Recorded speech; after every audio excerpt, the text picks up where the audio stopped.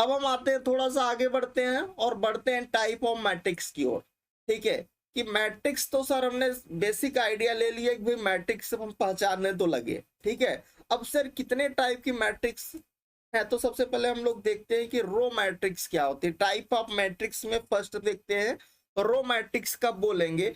कोई भी आपके पास मैट्रिक्स है जिसमें ओनली वन रो हो और एनी नंबर ऑफ कॉलम, मतलब केवल एक रो हो, कॉलम कितने भी हो सकते हैं, उसे कोई दिक्कत नहीं है, बट रो एक होनी चाहिए, तो उसे हम लोग क्या बोलेंगे, रो मैट्रिक्स बोलेंगे या फिर रो वेक्टर्स बोलेंगे। क्योंकि मैट्रिक्स को हम लोग क्या, मैट्रिक्स क्या एक रिप्रेजेंटेशन है। ठीक है, क्योंकि वेक्टर्स को भी हम लोग क्या मैट्रिक्स में रिप्रेजेंट करते हैं, तो हम लोग यहाँ पर इसको रो मैट्रिक्स भी बोल सकते हैं और रो वेक्टर्स भी बोल सकते हैं। ठीक है, अच्छा, जैसे कि इसका एग्जांपल रो मैट्रिक्स का बोलेंगे, हमने क्या बोला कि भाई उसमें केवल एक रो हो और कॉलम कितने भी हो सकते हैं, एनी नंबर ऑफ कॉलम्स हो सकते हैं। मतलब इस हमारे पास एग्जांपल्स में आप देखिए, इसमें एक रो है बट कॉलम कितने हैं, 1 2 3 4, तो ये 1x4 का मैट्रिक्स है। इसका ऑर्डर कितना है, 1x4। ये क्या हुई, रो मैट्रिक्स हुई, जिसका रो एक हो कॉलम कितने भी हो, रो मैट्रिक्स हो जाएगी। यहाँ पर देखो ये आपका क्या एलिमेंट इसमें जो है वो आ रहे हैं कॉम्प्लेक्स के। ठीक है, मतलब वेक्टर्स क्या आ रहे हैं। तो यहाँ पर आप देखो इसके रो कितने हैं, एक है, बट कॉलम कितने हैं, तीन है, 1 2 3, तो ये 1x3 की मैट्रिक्स है। ये भी रो मैट्रिक्स हुई। रो केवल एक होना चाहिए, कॉलम कितने भी हो, रो हो गया, सिंपल सी लैंग्वेज। ठीक है, आगे थोड़ा सा बढ़े, भाई कॉलम मैट्रिक्स क्या होगा। जैसे आपने रो में देखा कि एक रो होने चाहिए, तो कॉलम में क्या होना चाहिए कि एक कॉलम होने चाहिए, रो कितने भी हो जाए। ठीक है, कॉलम एक होना चाहिए, रो कितने भी हो, उसे हम लोग क्या बोलेंगे, कॉलम मैट्रिक्स या फिर कॉलम वेक्टर्स बोलेंगे। क्या बोलेंगे, कॉलम मैट्रिक्स या फिर अपन कॉलम वेक्टर्स बोलेंगे। एग्जांपल्स में देख लो, इसमें कितने रो हैं, तो एक row, second row, third row, fourth row, चार रो हैं। कॉलम कितने हैं, एक ही है। ठीक है, तो ये आपके पास क्या है, पहले पर रो लिखते हैं, तो ये 4x1 की मैट्रिक्स है, जिसमें रो चार है, कॉलम एक है। तो हमने कहा कॉलम मैट्रिक्स का बोलेंगे जिसका कॉलम एक हो और रो कितने भी हो, तो उसे कॉलम मैट्रिक्स बोलेंगे या फिर कॉलम वेक्टर्स बोलेंगे। ठीक है, यहाँ पर इसमें अगर देखें, इसमें दो रो है, कॉलम एक ही है, ये कितने की मैट्रिक्स है, 2x1 की मैट्रिक्स है। ये भी कैसी मैट्रिक्स है, कॉलम मैट्रिक्स है। तो आप यहाँ तक समझ गए होंगे कि भाई रो मैट्रिक्स क्या है। रो मैट्रिक्स वो मैट्रिक्स है जिसमें एक रो है, कॉलम कितने भी है, उसे रो मैट्रिक्स। कॉलम मैट्रिक्स किसे बोलेंगे, ऐसी मैट्रिक्स जिसमें केवल एक कॉलम है, रो कितने भी हो, उसे हम लोग कॉलम मैट्रिक्स या फिर कॉलम वेक्टर्स बोलते हैं। ठीक है,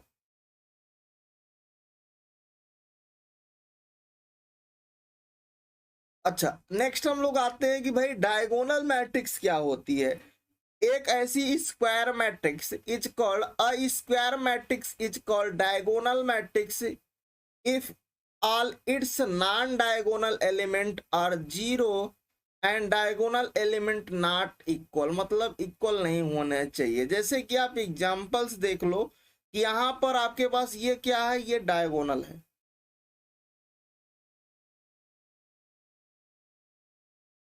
यही डायगोनल है।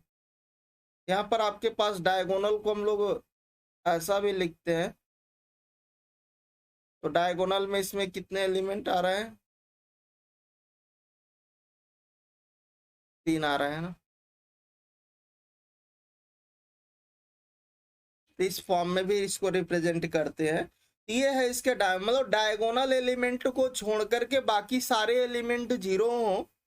डायगोनल एलिमेंट को छोड़ करके ये जो आपको दिख रहा है एक सीध में, ये अगर तीनों तीनों कैसे होने चाहिए, नॉन जीरो होने चाहिए। ये तीनों इक्वल नहीं है भाई, वो ए अलग है, बी अलग है, सी अलग है, तीनों डिफरेंट होने चाहिए, ये इक्वल नहीं होना चाहिए। ठीक है, और उन डायगोनल एलिमेंट को छोड़ करके सारे एलिमेंट क्या होने चाहिए, जीरो हो।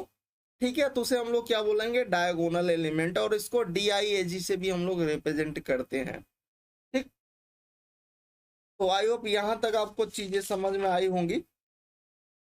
अच्छा एक चीज और है कि यहाँ पर स्क्वायर मैट्रिक्स बोला था, तो भाई आप देखो इसमें 3 रो है 3 कॉलम है, 3 रो थी 3 कॉलम थी, 3x3, जब दोनों सेम हो, जितने रो उतने ही कॉलम, उसी को हम लोग क्या बोलेंगे, स्क्वायर मैट्रिक्स बोलते हैं। ये चीज आपका डाउट क्लियर हो गया भाई, स्क्वायर मैट्रिक्स क्या मतलब, जितने रो हो उतने ही कॉलम हो, तो उसे आप स्क्वायर मैट्रिक्स बोलोगे। अच्छा अगर आपसे इसी में पूछे आपके पास एक कोई मैट्रिक्स थी, ए मैट्रिक्स थी, है ना, जिसमें आपके पास डायगोनल एलिमेंट को छोड़ करके बाकी के सारे एलिमेंट क्या थे भाई, जीरो थे।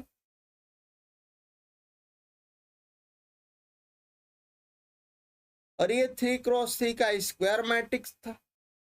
अगर आपसे पूछे कि डायरेक्ट मान लीजिए कोई बड़ी सी मैट्रिक्स दे दे, ठीक है, डॉटेड करके, और आपसे पूछे कि इस मैट्रिक्स में ये बताओ कि जो आपके पास कितने जीरोज होंगे, तो दो number of zero in diagonal matrix का निकालने का फॉर्मूला क्या है, एन स्क्वायर माइनस एन। जैसे कि ये 3x3 की मैट्रिक्स है, अगर आप इसमें देखो कि नंबर ऑफ जीरोज कितने होंगे,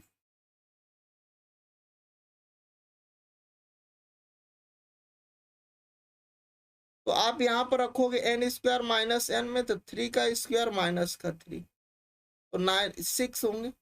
तो देखोगे 3 इधर 3 इधर, तो 6 देखोगे इसमें कितने हैं, जीरोज है। नंबर ऑफ जीरोज निकालने का फॉर्मूला क्या है डायगोनल मैट्रिक्स में, एन स्क्वायर माइनस एन से आप निकाल। अब एन के यहां से निकालोगे, उसके आर्डर से देखोगे, क्योंकि स्क्वायर मैट्रिक्स होगी दोनों सेम होंगे, जितने रो होंगे उतने ही कॉलम होगी, ठीक है। चलो यहां तक तो क्लियर हो गया, नोट पॉइंट ये आप ध्यान रखिएगा। अब आते हैं कि ट्रेस ऑफ मैट्रिक्स क्या होती है भाई, कोई सी भी मैट्रिक्स का ट्रेस आप कैसे निकालोगे।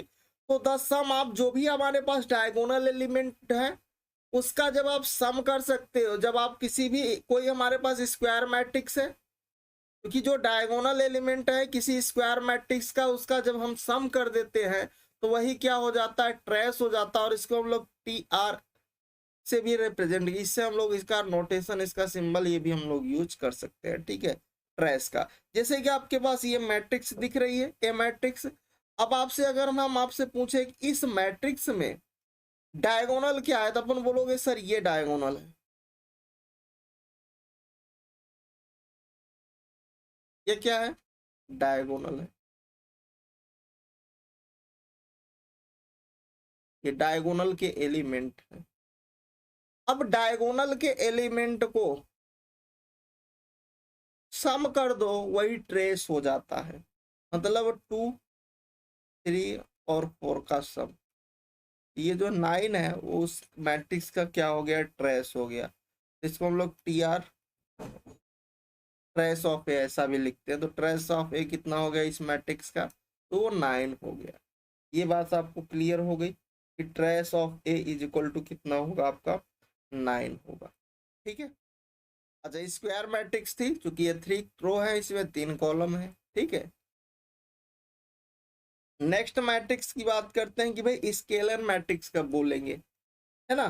कोई भी हमारे पास एक स्क्वायर मैट्रिक्स है, मतलब जितना स्क्वायर मैट्रिक्स का सेंस किससे, उतने ही रो उतने ही कॉलम। कोई जरूरी नहीं 3x3, 4x4 भी हो सकता है, 2x2 भी हो सकता है, 5x5, जितने रो हो उतने ही कॉलम हो, तो वो क्या हो जाएगी, स्क्वायर मैट्रिक्स हो जाएगी, ठीक है। A square matrix is called scalar matrix if all non-diagonal element are zero and diagonal element. अभी जब हम लोग डायगोनल बात कर रहे थे, डायगोनल मैट्रिक्स की, तो वहां पर जो मैट्रिक्स के डायगोनल एलिमेंट थे वो क्या होने चाहिए, डिफरेंट होने चाहिए थे डायगोनल मैट्रिक्स में। बस स्केलर मैट्रिक्स में जो डायगोनल के एलिमेंट हो वो सारे के सारे क्या होने चाहिए, सेम होने चाहिए, और बाकी डायगोनल एलिमेंट को छोड़ करके सारे जीरो हो, ठीक है। तो उसे हम लोग क्या बोलेंगे, स्केलर मैट्रिक्स बोलेंगे, जहां पर कि हमारा नॉन जीरो होना चाहिए, जो भी हो कि सेम होने चाहिए, ठीक है। ये कैसी मैट्रिक्स है, 3x3 की स्क्वायर मैट्रिक्स है। ये आपके पास क्या है, यहाँ पर आपके पास ये स्केलर मैट्रिक्स हो गई। अगर यहाँ पर के, यहाँ पर कोई वैल्यू होती कि भाई के स्थान पर 1 2 3 अलग अलग वैल्यूज होती है तीनों जगह पे, A11 की, ये क्या है, ये A11 है, और ये क्या है, A22 है, और ये क्या है, A33 है। तो अगर A11 A22 A33 की वैल्यू जो है वो अलग अलग होती तो वो डायगोनल हो जाता, डायगोनल, बट यहाँ पर इक्वल है के की वैल्यूज, बाकी सारे एलिमेंट जीरो है, तो अब आपके यहाँ पर क्या बन जाएगा, वो स्केलर मैट्रिक्स बन जाएगा। ठीक है, अगर डायगोनल के एलिमेंट डिफरेंट हो जाए, बाकी सारे एलिमेंट जीरो हो, तो डायगोनल मैट्रिक्स। अगर डायगोनल के जो एलिमेंट है वो सेम हो जाए, ठीक है, बाकी सारे एलिमेंट जीरो हो, तो स्केलर मैट्रिक्स हो जाएगी। और वो कैसी होनी चाहिए, स्क्वायर होनी चाहिए, स्क्वायर मैट्रिक्स होनी चाहिए। ठीक है, नेक्स्ट पॉइंट पर आते हैं भाई, यूनिट या फिर आइडेंटिटी मैट्रिक्स क्या होते हैं। यूनिट का मतलब वन, आइडेंटिटी है ना। A square matrix is called unit matrix if all diagonal element are unity and non diagonal element are zero. मतलब कह रहा है कि डायगोनल के जो एलिमेंट हो वो यूनिट हो, मतलब वन हो, बाकी नॉन डायगोनल के जो डायगोनल के एलिमेंट वन वन वन यही तीन है, और नॉन डायगोनल के जितने भी सिक्स एलिमेंट है वो कैसे हो, जीरो हो जाए। ठीक है, तो उसे हम लोग क्या बोलते हैं, यूनिट मैट्रिक्स या फिर आइडेंटिटी मैट्रिक्स बोलते हैं। और वो कैसी होनी चाहिए, स्क्वायर मैट्रिक्स होनी चाहिए। वो 2x2 की भी हो सकती है, 3x3 की भी हो सकती है, 4x4 की भी हो सकती है, मतलब जितने रो हो उतने ही कॉलम हो जाए तो स्क्वायर मैट्रिक्स होती है। ठीक है, इन्होंने कहा कि एक ऐसी आप स्क्वायर मैट्रिक्स, स्क्वायर मैट्रिक्स कोई भी स्क्वायर मैट्रिक्स हो वो यूनिट मैट्रिक्स तब होगी जिसमें जिसके डायगोनल के जो एलिमेंट हो वो क्या हो, ओनली वन हो, बाकी सारे एलिमेंट नॉन डायगोनल के जितने भी एलिमेंट हो वो जीरो हो, उसे हम लोग यूनिट मैट्रिक्स या फिर आइडेंटिटी। बट अभी स्केलर मैट्रिक्स में क्या बताया था कि एक स्क्वायर मैट्रिक्स को हम लोग स्केलर मैट्रिक्स बोलेंगे कि डायगोनल के सारे एलिमेंट क्या हो, इक्वल हो, और नॉन डायगोनल के जितने भी एलिमेंट हो वो जीरो हो, मतलब के है ना। तो वो स्केलर हो गया था। डायगोनल मैट्रिक्स क्या था, डायगोनल मैट्रिक्स होता है कि एक ऐसी स्क्वायर मैट्रिक्स जिसमें डायगोनल के एलिमेंट तीनों अलग अलग हो, बाकी के जो नॉन डायगोनल के एलिमेंट हैं वो क्या हो, जीरो हो, तो सिर्फ लोग डायगोनल मैट्रिक्स बोलते हैं, जहां पर ए बी सी आ रहे थे अलग अलग। ठीक है, तो अब यहाँ पर एक और एग्जाम्पल से 2x2 का है, ये भी यहाँ पर क्या, ये भी यूनिट मैट्रिक्स है। 2x2 का कैसा है, यूनिट मैट्रिक्स है या फिर आइडेंटिटी मैट्रिक्स, क्योंकि यहाँ पर इसका डायगोनल कितना, यही है, बाकी सारे एलिमेंट नॉन डायगोनल के जो भी एलिमेंट है वो क्या है, जीरो है।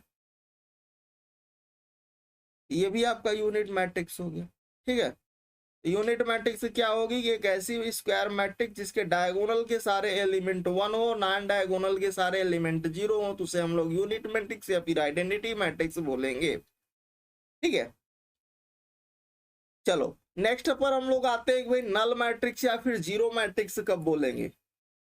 कोई भी मैट्रिक्स नल मैट्रिक्स या फिर जीरो मैट्रिक्स, मतलब जीरो मैट्रिक्स का मतलब कि उसके सारे एलिमेंट जीरो हो जाए।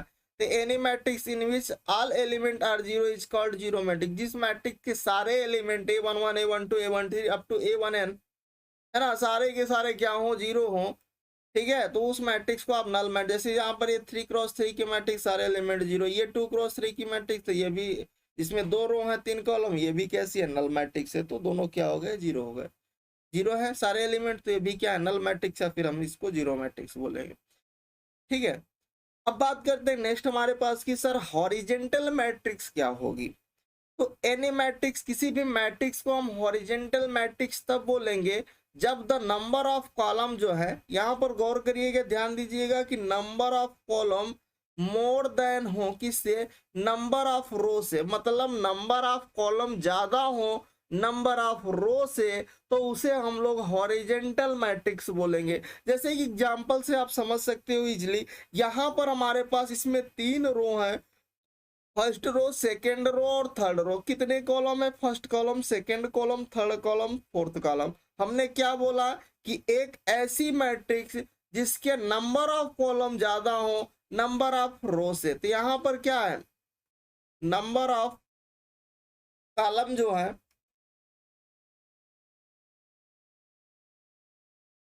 वो ग्रेटर देन है किससे, नंबर ऑफ रो से, क्योंकि कॉलम कितने हैं, 4 है, रो कितने हैं, 3 है, तो यहां से क्या हो गया, ये हॉरिजेंटल मैट्रिक्स हो गया।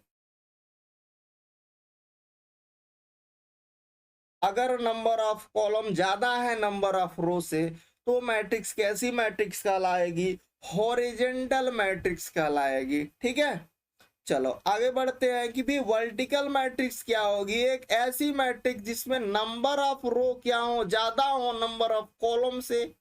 हॉरिजेंटल में क्या था, नंबर ऑफ कॉलम ज्यादा हो नंबर ऑफ रो से।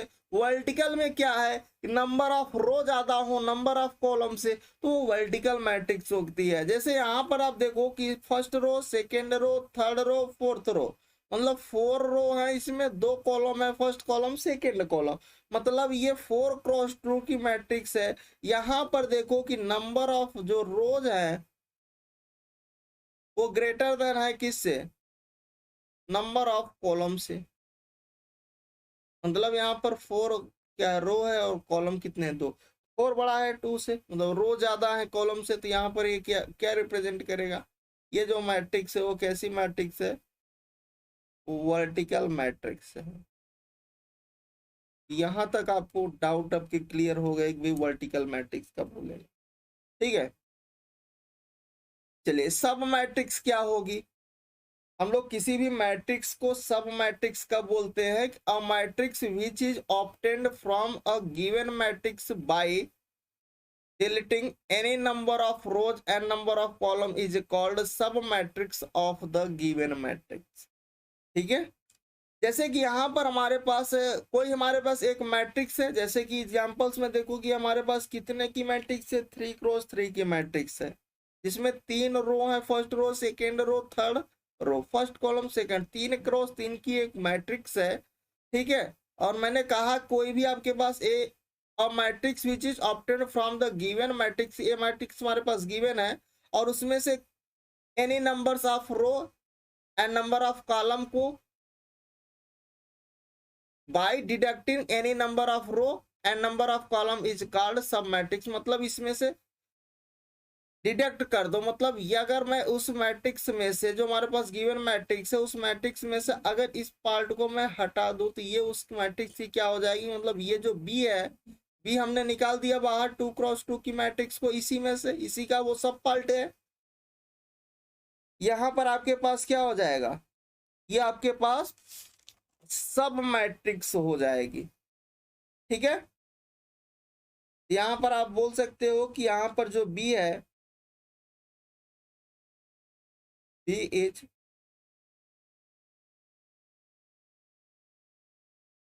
सब मैट्रिक्स ऑफ ए मैट्रिक्स। मतलब ये जो बी हमने सब पार्ट उसका निकाला है, वो बी क्या है, उसकी सब मैट्रिक्स है किसकी, उस ए मैट्रिक्स जो गिवन मैट्रिक्स था।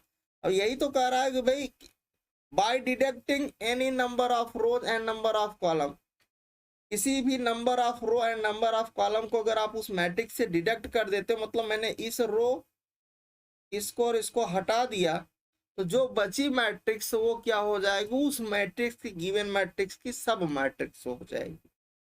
ठीक है ना, तो बी जो है वो ए मैट्रिक्स की कैसी मैट्रिक्स है, सब मैट्रिक्स।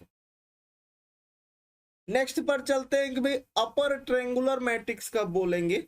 ठीक है, कि अ स्क्वायर मैट्रिक्स इन विच जिसके all element below the leading diagonal element are zero is called upper triangular matrix.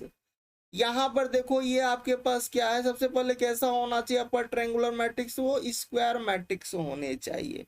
यहाँ पर ये 4x4 की कैसी मैट्रिक्स है, स्क्वायर मैट्रिक्स है, जिसमें 4 रोज हैं और 4 कॉलम्स हैं। देखिए 4 रो हो गए, first column, second column, third column, जिसमें 4 रो और 4 कॉलम्स हैं। ठीक है, कह रहा है कि diagonal square matrix in which all element, diagonal के नीचे के सारे एलिमेंट जीरो हो। मतलब देखो यहां से लेकर के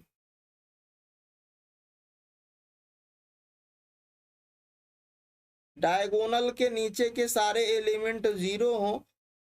ठीक है, तो उसे हम लोग क्या बोलते हैं, ये डायगोनल है, ये आपका डायगोनल है।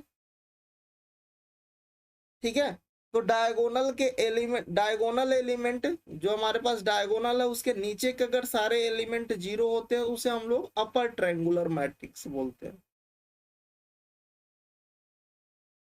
ठीक है, अच्छा, अब बात करते हैं कि सर लोअर ट्रायंगुलर मैट्रिक्स क्या होगी। तो एक ऐसी मैट्रिक्स जिसमें डायगोनल के ऊपर के सारे एलिमेंट जीरो हो, नीचे के एलिमेंट नॉन जीरो हो। तो ये आपका क्या है, ये आपका डायगोनल है 3x3 का, ये स्क्वायर मैट्रिक्स है, ये डायगोनल था। अब डायगोनल के ऊपर वाले तो ये सारे जीरो हैं, नीचे वाले नॉन जीरो हो, तो इसे हम लोग क्या, अगर ऊपर वाले जीरो हो गए तो लोअर ट्रायंगुलर मैट्रिक्स हो जाएगी। और अगर नीचे डायगोनल के नीचे वाले सारे जीरो हो गए, ऊपर वाले नॉन जीरो है, तो उसे हम लोग क्या बोलेंगे, अपर ट्रायंगुलर मैट्रिक्स। दोनों में डिफरेंस समझ में आया कि डायगोनल एलिमेंट के अगर नीचे वाले सारे जीरो होंगे एलिमेंट, ऊपर वाले नॉन जीरो हैं, तो अपर ट्रायंगुलर मैट्रिक्स हो जाएगी। और अगर डायगोनल एलिमेंट के ऊपर वाले सारे एलिमेंट जीरो हो जाए, नीचे वाले सारे एलिमेंट नॉन जीरो हो, तो वो आपके पास लोअर ट्रायंगुलर मैट्रिक्स हो जाएगी। नेक्स्ट पर आते हैं कि सर रेक्टेंगुलर मैट्रिक्स क्या होगी। तो a matrix in which number of row is not equal to the number of column और vice versa is called a rectangular matrix. एक ऐसी मैट्रिक्स जिसके नंबर ऑफ रो जो है वो नंबर ऑफ कॉलम के इक्वल ना हो, उसे हम लोग क्या बोलेंगे, रेक्टेंगुलर मैट्रिक्स बोलेंगे। जैसा कि आप इस एग्जांपल में देख लो कि इसमें 2 रो हैं और 3 कॉलम है, तो नंबर ऑफ रो 2 है, नंबर ऑफ कॉलम 3 है, दोनों इक्वल है, इसलिए कैसी मैट्रिक्स हुई, रेक्टेंगुलर मैट्रिक्स हुई। ठीक, यहाँ तक तो किसी को दिक्कत नहीं होना चाहिए। ठीक है, क्यों, क्योंकि यहाँ पर रो जो है वो कॉलम के इक्वल नहीं है, क्योंकि रो कितना है, 2 है, और कॉलम कितना है, 3 है। इसलिए ये कैसी मैट्रिक्स हो गई, rectangular.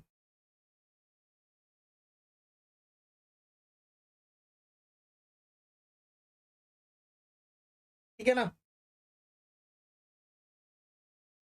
Determinant of A matrix, किसी भी मैट्रिक्स का आप डिटर्मिनेंट कैसे निकालोगे। लेट सपोज करो कि कोई एक हमारे पास ए स्क्वायर मैट्रिक्स है और उसका हमें डिटर्मिनेंट निकालना है। Determinant form by the element of A is said to be the determinant of the matrix, और इसको हम लोग डिटर्मिनेंट ऑफ ए इस तरह से डिनोट करते हैं। जैसे कि अगर आप देखो कि एक हमारे पास एक मैट्रिक्स है और इस मैट्रिक्स का अगर हम आपसे पूछे कि भाई हमें इसका डिटर्मिनेंट बताओ, डिटर्मिनेंट ऑफ ए क्या होगा, तो इस जो क्लोज है इस ब्रैकेट को हम लोग हटा देंगे और यहाँ पर हम लोग डिटर्मिनेंट वाला साइन लगाएंगे, सिंबल लगाएंगे, तो इसको लिख देंगे 3 4 5 6 7 8 2 -3 5। ठीक है ना। तो ये इस मैट्रिक्स का क्या हो गया, ये इस मैट्रिक्स का डिटर्मिनेंट हो गया। बाकी जब डिटरमिनेंट पढ़ाएंगे तो उसको एक्सप्लेन करेंगे कैसे वैल्यू निकालते हैं। ठीक है, नेक्स्ट चलते हैं कि भाई स्क्वायर मैट्रिक्स कब होगी। जब नंबर ऑफ रो बराबर हो नंबर ऑफ कॉलम को, तो उस मैट्रिक्स को स्क्वायर मैट्रिक्स बोलते हैं। मतलब इसमें 3 रो हैं और 3 ही कॉलम है, तो इस टाइप के मैट्रिक्स को क्या बोलोगे, स्क्वायर मैट्रिक्स। यहाँ पर जो नंबर ऑफ रो है वो बराबर है किससे, नंबर ऑफ कॉलम्स के, मतलब 3 बराबर 3। तो इस टाइप की मैट्रिक्स को आप क्या बोलोगे, स्क्वायर मैट्रिक्स।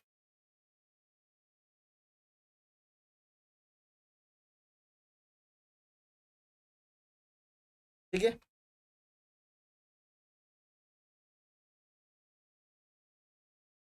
अब हम लोग देखते हैं कि सर डिफरेंस अगर हम आपसे पूछे कि मैट्रिक्स और डिटर्मिनेंट में बेसिक डिफरेंस क्या होता है, कैसे पहचानेंगे ये मैट्रिक्स है, ये वाला डिटर्मिनेंट है।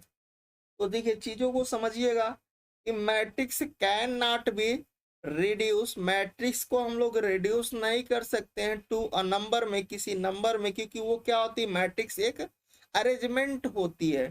ठीक है, a matrix can not be reduce to a number, but determinant को हम लोग रिड्यूस कर सकते हैं। मतलब मैट्रिक्स को हम लोग किसी नंबर में रिड्यूस नहीं कर सकते, बट डिटर्मिनेंट को हम लोग किसी नंबर में रिड्यूस कर सकते हैं। ये तो बेसिक फर्स्ट डिफरेंस है। सेकेंड डिफरेंस की बात करते हैं कि the number of rows may और may not be equal to the number of columns in matrix, but determinant में क्या होना चाहिए कि जो नंबर ऑफ रो इक्वल होने चाहिए किसके, नंबर देखो इन्होंने क्या बोला, सेकंड डिफरेंस ये बताया कि जो मैट्रिक्स होती है उसका जो नंबर ऑफ रो है वो नॉट इक्वल हो सकता है नंबर ऑफ कॉलम के साथ, बट डिटर्मिनेंट में ऐसा नहीं होता है। डिटर्मिनेंट में नंबर ऑफ रो जो है वो नंबर ऑफ कॉलम्स के बराबर होने चाहिए। ठीक है, दूसरा इन्होंने बताया डिफरेंस। तीसरा इन्होंने डिफरेंस ये बताया है कि इंटरचेंज मैट्रिक्स को हम लोग इंटरचेंज कर सकते हैं। On interchanging the row of column a different matrix is form. अगर हमारे पास कोई गिवन मैट्रिक्स है, अगर हम उसके रो और कॉलम को चेंज कर देते हैं तो हमारे पास वो एक नई मैट्रिक्स बन जाती है। But determinant it does not change the value. But determinant में अगर हम रो और कॉलम्स को अगर चेंज करते हैं तो मैट्रिक्स के वैल्यू में कोई चेंजमेंट नहीं होता, बट डिटर्मिनेंट में हमें चेंजमेंट मिल जाता है। ठीक है, तो ये और नेक्स्ट एक हमारे पास डिफरेंस है। अगला डिफरेंस क्या है कि अ square matrix is such that, अगर हमारे पास कोई एक मैट्रिक्स है, ए मैट्रिक्स है और उसका आपने क्या निकाला, डिटर्मिनेंट निकाला, और वो डिटर्मिनेंट अगर does not equal to zero हो गया तो जैसे ही आपने उस मैट्रिक्स का डिटर्मिनेंट निकाला और डिटर्मिनेंट की वैल्यू नॉन जीरो आ गई तो वो कैसी मैट्रिक्स हो जाएगी, नॉन सिंगुलर मैट्रिक्स हो जाएगी। और अगर उसका डिटर्मिनेंट आपने निकाला और वो जीरो आ गई तो वो कैसी मैट्रिक्स हो जाएगी, वो सिंगुलर मैट्रिक्स। अगर डिटर्मिनेंट जीरो आ गया तो सिंगुलर मैट्रिक्स। ठीक है, कोई भी आपके पास रैंडम मैट्रिक्स गिवन है और आपसे पूछेगा ऑप्शन में कि भाई ये सिंगुलर है या फिर नॉन सिंगुलर, आपको क्या करना है, उस मैट्रिक्स का डिटर्मिनेंट निकालना है। Determinant does not equal to zero, non singular. Determinant equal to zero, singular matrix. ठीक है, अच्छा मैट्रिक्स को हम लोग इस फॉर्म से रिप्रेजेंट, इन तीन फॉर्म में रिप्रेजेंट करते हैं और डिटर्मिनेंट का हमारे पास ये सिंपल सा ये वाला फॉर्म है, सिंबल से यूज करते हैं। ठीक है, तो ये बेसिक आइडिया था कि भाई difference between matrix and determinant में। पहला आपको बताया कि भाई जो मैट्रिक्स है उसके हम लोग रिड्यूस नहीं कर सकते नंबर्स में, बट डिटर्मिनेंट को हम लोग रिड्यूस कर सकते हैं। दूसरा हमने बताया कि जो मैट्रिक्स के जो नंबर ऑफ रो है वो नॉट इक्वल हो सकते हैं नंबर ऑफ कॉलम्स के साथ, बट डिटर्मिनेंट में नंबर ऑफ रो और नंबर ऑफ कॉलम बराबर होते हैं। ठीक है, तीसरा हमने डिफरेंस ये बताया है आपको कि अगर हमारे पास कोई मैट्रिक्स है उसके नंबर ऑफ रो और नंबर ऑफ कॉलम्स को अगर हम लोग इंटरचेंज कर देते हैं तो जो नई मैट्रिक्स, एक हमारे पास नई मैट्रिक्स फॉर्म हो जाती है। बट डिटर्मिनेंट में क्या होता है, डिटर्मिनेंट में अगर हम लोग रो और कॉलम्स को इंटरचेंज करते हैं तो मैट्रिक्स के डिटरमिनेंट के वैल्यू में कोई चेंजमेंट नहीं आता है। ठीक है, नेक्स्ट हमने बताया कि अगर हमारे पास कोई एक स्क्वायर मैट्रिक्स है ना, और उसका अगर हमने डिटरमिनेंट निकाला और वो does not equal to zero तो नॉन सिंगुलर मैट्रिक्स, अगर डिटरमिनेंट इक्वल टू जीरो तो सिंगुलर मैट्रिक्स हो गए। ठीक है, बाकी तो ये सिंबल्स है। ठीक है।